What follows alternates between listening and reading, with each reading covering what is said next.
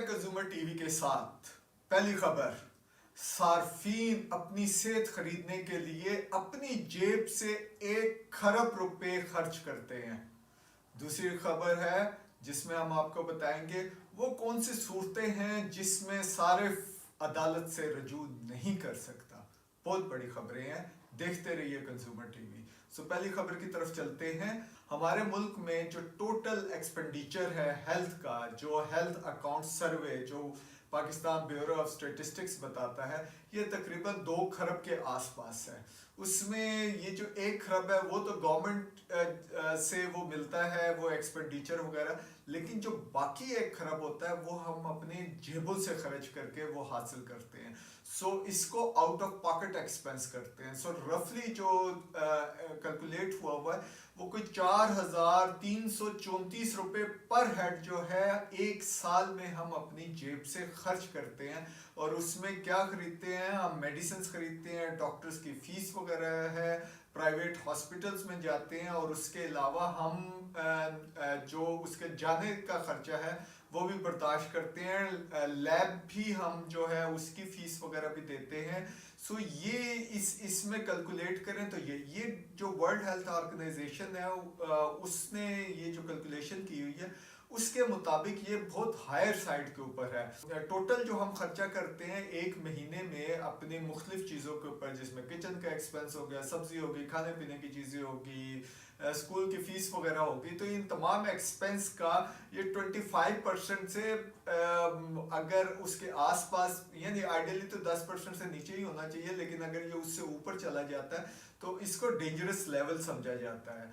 अगर हम पाकिस्तान में कितने पाकिस्तानीज हैं आप देखने पॉवर्टी लेवल के ऊपर जा रहे हैं, 4,000 बहुत सब्सटेंशियल अमाउंट होती है जो हम लोग खर्च करते हैं। और इसमें जो 73% है वो जो हम लोग खर्च करते हैं वो हॉस्पिटल में ओपीडी, यानी डॉक्टर के पास जाते हैं, वहाँ से हम उससे बीमारी का बताते हैं और वो मेडिसिन देते हैं। ये आउटडोर पेशेंट जो है उसमें करते हैं। और तकरीबन हम 20% जो हमारा खर्चा होता है वो हम हॉस्पिटलाइज्ड होते हैं। हॉस्पिटल में एडमिट होने की शरह कम है, लेकिन डॉक्टर के पास जाने की और उससे कंसल्ट करने की शरह बहुत ज़्यादा है। और उसके अंदर भी जब हम 1 खरब रुपए का हिसाब जब देखते हैं उसमें डाटा में, और ये बड़ा अथेंटिक डाटा है जो 2021 और 22 का सर्वे, लेकिन रिलीज अभी किया गया है। इसमें ये बताते हैं कि जो 50% ये जो एक्सपेंडिचर है, यानी 1 ट्रिलियन का आधा करें तो ये 500 बिलियन या 500 अरब रुपए हो जाता है।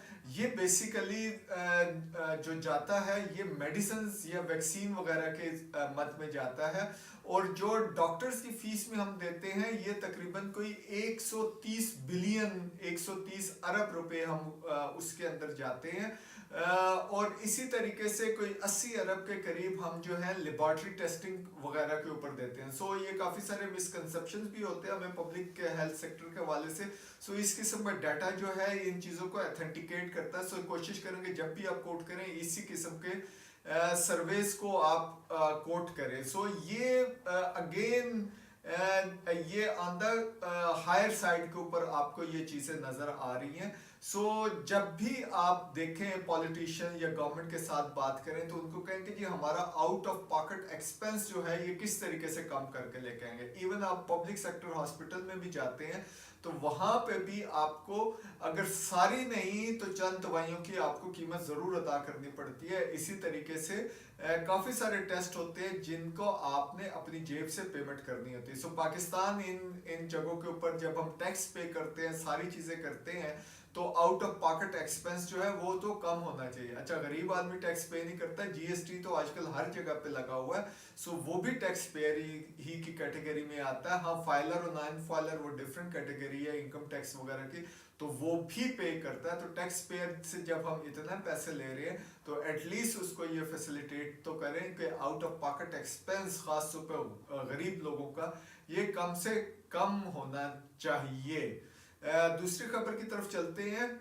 ये आपने देखा होगा कि पाकिस्तान में अब मुख्तलिफ सेक्टर में रेगुलेटरी बॉडीज आनी शुरू हो गई हैं, जैसे हेल्थ केयर रेगुलेटरी बॉडी होगी, इसी तरीके से आपको बैंकिंग की बॉडी होगी, बैंकिंग ombudsman वहाँ पे आ गया, या मोसिब आला का कह लें या मोसिब का कह दें। इसी तरीके से फेडरल ombudsman है, प्रोविंशियल ombudsman है, यानी मोसिब्स के यहाँ पे इदारे हैं जिसमें आप अक्सर जगहों पे फ्री ऑफ कॉस्ट ही आप एप्लीकेशंस देते हैं। सो जब आप उस मैकेनिज्म में जाते हैं तो सबसे पहले आपको ये कहा जाता है कि आप एक एफिडेविट दें, यानी बयान हल्फी जमा करें कि आपने किसी कोर्ट में आप नहीं गए हुए, तब आपके पास ये एक प्रोसेस आता है। जो प्रोसेस अक्सर ये होता है कि जिस भी डिपार्टमेंट या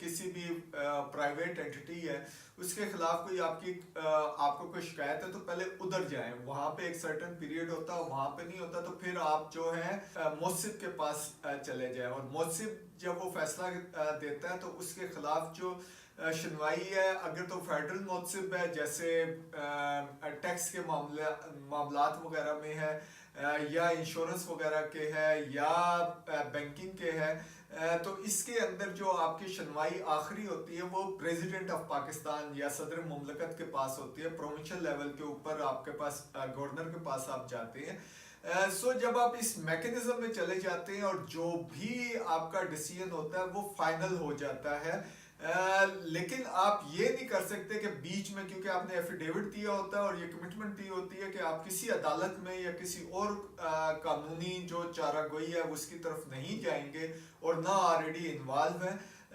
तो अगर आप इस तरीके से जाते हैं तो वो इलीगल हो जाता है। सो इस तरीके से आप जब भी इन महकमों के पास, इन इदारों के पास जाते हैं और एफिडेविट देते हैं तो सोच समझ के दें कि आप जो हैं या अदालत जा सकते हैं, अगर आप इधर जा रहे हैं तो आपको अदालतों में जाने का जो रास्ता है वो बंद हो जाता है। सो बड़ी केयरफुली इन तमाम चीज़ों को गौर किया करें इससे पहले कि आप शिकायत करें, और तमाम रूल्स एंड रेगुलेशंस अब तो हर जगह के ऊपर उन्होंने जितने भी ये हैं उन्होंने वेबसाइट के ऊपर FYI कर दिया, फॉर योर इंफॉर्मेशन।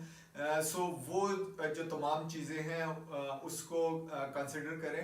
मैं ये नहीं कह रहा कि आप सिर्फ इन्हीं इदारों की तरफ जाएं, मैं सिर्फ ये कह रहा हूँ कि अगर उधर एक दफ़ा चले गए तो फिर जो हमारे क्रिमिनल है या सिविल प्रोसीजर्स है उसके अंदर आपका जाना ऑलमोस्ट नामुमकिन हो जाता है। लेकिन अगर ये भी मैं नहीं कह रहा कि वहाँ पे आपके पास सुनवाई नहीं है, वो अलहदा है, फिर आप इस साइड पे नहीं जा सकते। सो जब भी कंज्यूमर जाए अपना कोई रास्ते का तयन करे तो वो अगर रेगुलेटरी बॉडीज की तरफ जा रहा है तो वो एक रास्ता है, इधर उधर वो आप नहीं जा सकते। देखते रहिए कंज्यूमर टीवी।